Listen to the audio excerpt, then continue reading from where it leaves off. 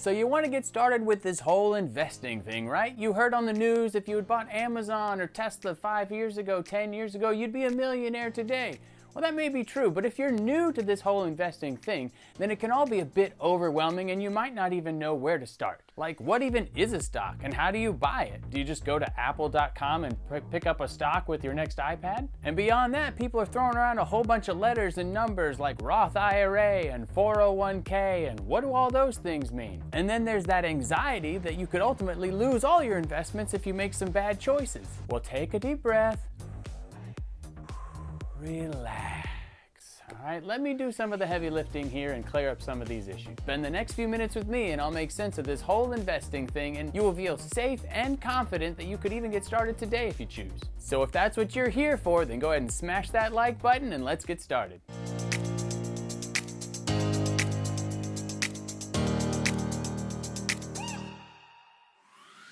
Hey guys, I am Thomas Knapp. This is Financial Empowerment, where we are empowering you to make smart financial investing decisions, manage your money, and pay for college if you're at that stage of your life. So if any of that sounds interesting to you, then go ahead and subscribe to the channel and hit the bell icon so you don't miss any of the videos. And feel free to check out any recommendations or resources I have linked in the description, or head to thomasknappfe.com. Now, in terms of investing, there's a few things that you need to get out of the way before you actually put any money into investments, and that's so that you make sure you're making good, smart financial choices and protecting yourself. So how do you defend your investments? Step one is create an emergency fund. An emergency is basically a stash of cash in a high yield savings account set aside so that if anything happens in your life, you're not actually having to sell the investments to pay for the emergencies. Let's just say you were to lose your job because the economy is not doing so well. Well, if at the same time you lost your job and needed to use an emergency fund, you had to sell your investments to get the emergency fund, well, odds are your investments have lost value as well because the economy has turned around. So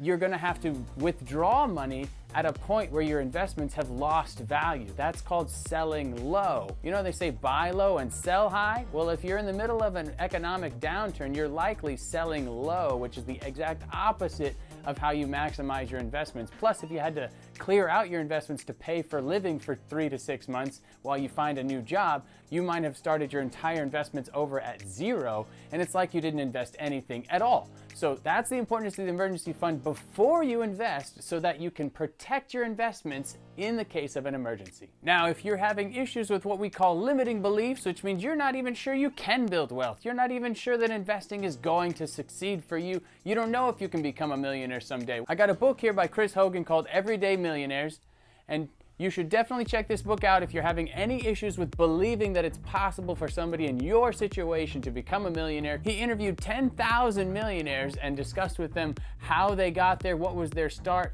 where would they come from, and what were their beliefs, what were their habits, all that sort of stuff. So if you're interested in any of that, then definitely pick up a copy of Everyday Millionaires by Chris Hogan. Now, once you got that emergency fund set up to protect your investments, again, before you actually get to the point where you put money into investments, you got to think about debt. Now, eliminating debt is going to be a big step in preparing for your investments, because if you have high interest debt like credit card debt, then the amount of money that you are losing to the interest on your debt is much higher than the amount that you would be gaining by putting your money into most investments. You want to get the debt out of your life so that you can put money into the investments and have that investment growth outpace any other expenses or fees you may be paying. If you're losing, 15, 20% to interest rates on a credit card, then if you make even high returns of say 10 to 12% over the long haul, that's not going to outpace the interest you're paying. So pay off the interest, get the debt out of your life, then move on to the investment steps. So once you've got your emergency fund set up and you've decided to eliminate the debt that you need to get out of your life, then we move on to what I call your exit strategy. And go ahead and smash that like button. I call it your exit strategy because this is where your investments help to get you out of the workforce and into the financial freedom force. You got to exit the rat race so that you can start to live off of your investments. You got to have a strategy, and that's where this exit strategy comes into play. How are you going to invest? How are you going to build your nest egg? How are you going to get out of the workforce? Without that strategy, your investments are going to be all over the place and be inefficient overall. And once you hit that sort of financial freedom amount in your investments, it doesn't mean you have to quit working entirely. It just gives you the freedom to now choose how you work and when you work and where you work, all right? You might still want to work part-time doing something. You might want to take extended vacations. You might want to work for yourself, run your own little business. You can do whatever you want because now you're not reliant on a paycheck to pay your bills. Your investments have taken that place. So how do we get there? Well, the first thing that you're going to want to do is to look into retirement accounts. Even if you plan to retire early, it's a good idea to put money into retirement accounts because of the tax benefits. For most people, taxes will be one of the biggest expenses you pay your entire life. So why not take advantage of all opportunities to minimize that tax burden? So if you're an employee working for a company, you likely have the opportunity to invest in what is called a 401k. Now, if you work for a nonprofit, the same principles surround what's called a 403b. It's just a different set of numbers and letters. It's the same type of tax advantage account. So with a 401k or 403b, basically you're taking money out of your paycheck before you paid any taxes on it, and you're putting that into this account. The 401k is not the investment itself. You still have to choose which stocks and mutual funds and index funds to invest within the 401k, but the 401k account is what protects you from the tax liability. So you put the money in there before you pay taxes on it, which lowers how much you have to pay taxes this year on your income, because basically you're putting that money aside and it's as though you never earned it. It doesn't count against you as earned income for this year. The downside to this deferred tax is that you do pay taxes on this when you're retired, when you're actually withdrawing the money or selling the investments in order to live in your retirement age. So you get the tax benefit today, but you pay taxes later. And another huge benefit for 401k or 403b is company match. A company match is basically free money. So if the company has a 3% match, then if you contribute up to 3% of what your earned income is, they will put that same 3% in. So for easy math, let's just say you made $100,000 a year. Well, 3% of that $100,000 is $3,000. So if you put $3,000 into your 401k, your company's gonna match that $3,000 and give you $3,000 for free, and the $3,000 they gave you is also going to grow and compound over time. So they didn't really just give you $3,000, they gave you $3,000 times the number of years you have to wait and the growth that's going to come from that. So it's a huge benefit of taking advantage of a company match. So if your company offers a match, always 100% of the time contribute up to the max. No exceptions, get the match. Always get the match. Nowhere else are you going to get guaranteed 100% increases on your investment. So definitely take the match. So what do you do after you've got the company match and after you've got your 401k set out? Well, after you reach the amount where you've paid up to the amount where you're getting a match, which is the free money from your company, then I recommend opening a Roth IRA. Now, what's a Roth IRA? Well, the Roth part of it also means you're tax advantaged. But the difference between the Roth in the IRA versus a traditional IRA is a traditional IRA is just like the 401k. You don't pay taxes now, but you do have to pay taxes in the future. A Roth IRA is money that you're using to invest after you've already paid your income taxes. So you pay the income taxes on your income, you take money from your bank, and you put it into a Roth IRA account, and now that money grows tax-free, so when you retire, you don't pay anything, zero in taxes in retirement on your money from a Roth IRA. So it is a huge benefit to be able to put money into a Roth IRA. And if you're younger, like most of my audience is, then you're likely in a lower tax bracket. Your income is likely lower than it will be later on in life. So you're paying the least amount in taxes now than you will likely your whole life. So you might as well take advantage of paying those taxes now, and then your money can grow tax-free and you never have to pay taxes on that money in the Roth IRA again. Definitely use the Roth IRA after you've benefited from the match from your company. Now, another question is, how much do I invest for my retirement? Well, this is a never-ending debate, and some people say less, some people say more. Ultimately, as much as you can stand to put aside and not have to worry about paying your bills and things, I would try to maximize that amount that you can live without, because all that's going to do is mean that you can retire sooner. But I don't want that to be a barrier to beginning. So again, if you're starting out with investing, just figure out what you can put away, but do it every single month. If it's just $5 this month, do $5. If it's 20 bucks, do 20 bucks, but you want to kind of keep increasing that amount over time. And ideally you want to get up to 10, 15, 20% of your income is what you're putting away. But you might not be at a place where you can start doing that today, so start with what you can. Now, how do you figure out what that top end is of what you actually need to be putting aside to be able to retire the way that you want? You can use something called the 4% rule or the 25 times rule, and basically what this means is that you're going to figure out how much annually do I want to be spending in retirement. So if you make $50,000 a year and you're happy with your lifestyle at that amount, then you would take $50,000 and you would multiply that by 25.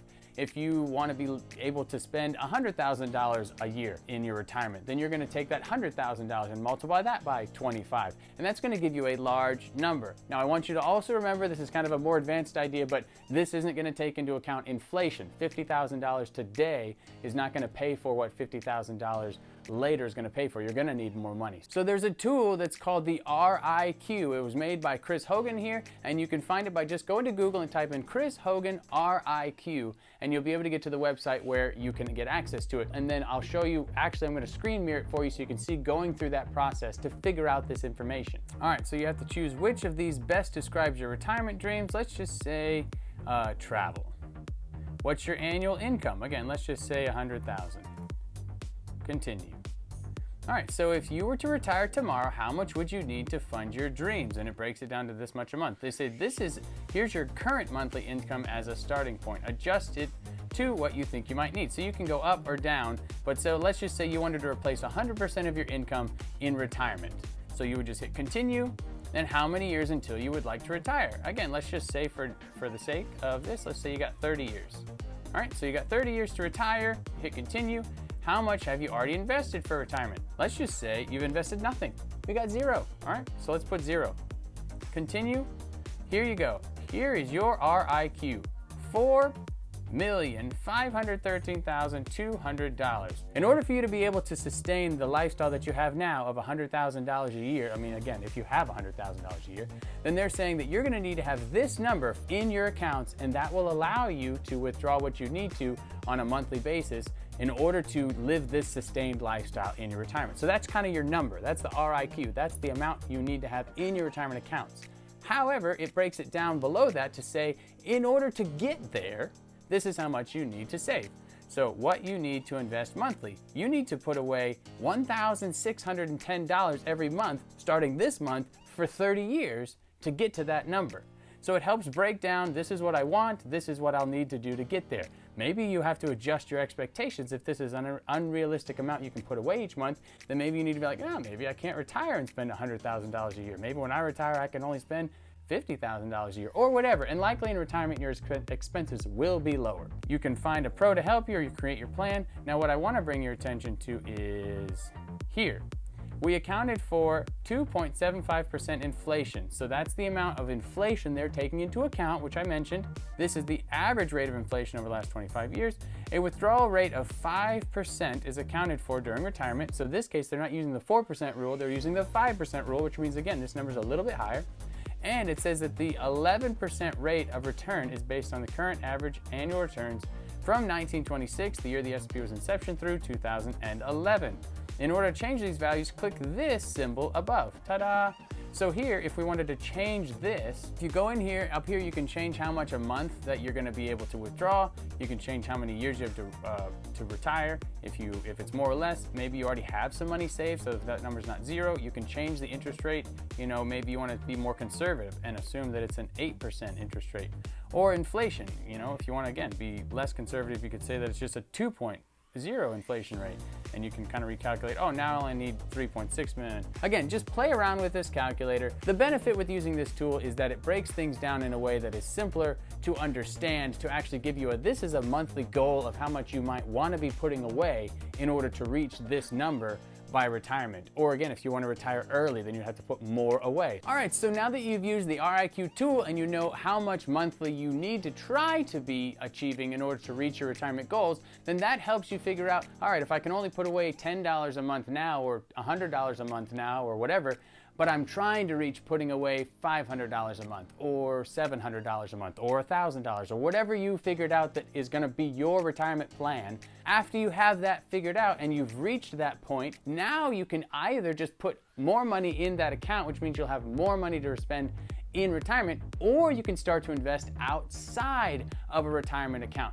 Now, why would you invest outside of a retirement account? Well, those 401ks and those Roth IRAs have a limit to the age that you can start withdrawing from. So 59 and a half is the age at which you can start to withdraw money from those accounts without paying taxes or penalties. So if you plan to retire or would like to retire before 59 and a half, then you need to have money in an account that's available to you that you can use without having to pay fees before that age. If you know that you've fully funded the retirement accounts so that at 59 and a half, you know from 59 and a half until you die, your retirement is taken care of. Everything beyond that now is to make sure that you have money to live on before you get to 59 and a half if you choose to retire then. But how do you invest in accounts outside of retirement accounts? This is where things can really open up and you can smash that like button. This is often referred to as financial independence or financial freedom. Remember, I talked about your exit strategy is so that you could exit the workforce and enter the financial freedom force. All right, this is that opportunity to do so even before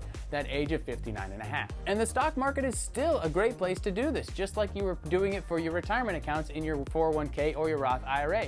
You can actually utilize the exact same strategy of putting money into those accounts by using index funds or ETFs. Not all stocks are created equal, and so if you do just buy individual company stocks, which is what a lot of people will recommend, if any of those individual stocks does really poorly, you lose a lot of money. Conversely, if they do really well, you've made a lot of money. But being able to pick the right stocks at the right times is a very challenging and full-time and even beyond some full-time people's ability. In fact, Warren Buffett made a bet with hedge fund managers that the S&P 500 index would outperform their investments over a 10-year period. And guess who won?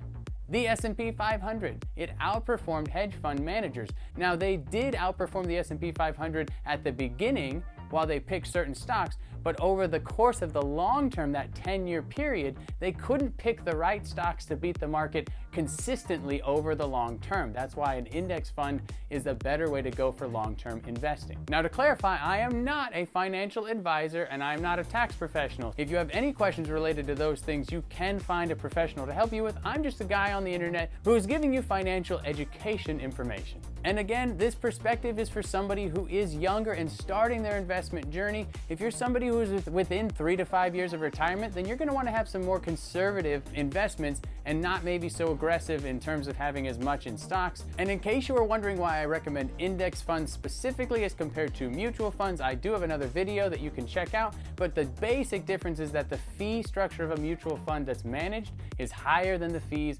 of an index fund that is passive. But you can check out my other video to figure out how big of a difference it ends up being over the course of your retirement. And index funds compared to individual stocks is a much lower risk compared to individual stocks. So having that peace of mind that you can go to bed at night and not worry whether or not your individual company did better or worse today, that peace of mind and that ability to not have the anxiety, that matters a lot in retirement as well. I definitely recommend lowering your risk through index funds and lowering your fees from mutual funds. This strategy has made a lot of people wealthy over the years, so you can too. If you have any further questions on investing or on building wealth or managing money or even paying for college, you can put those in the comments and you can smash that like button. If you like this video, you're definitely gonna like this video over here. I do have a playlist that you can check out or head straight to the channel and look at all the content that I currently have available for you. Money management is a mindset, and find your path to financial freedom. Stay empowered and we'll see you next time.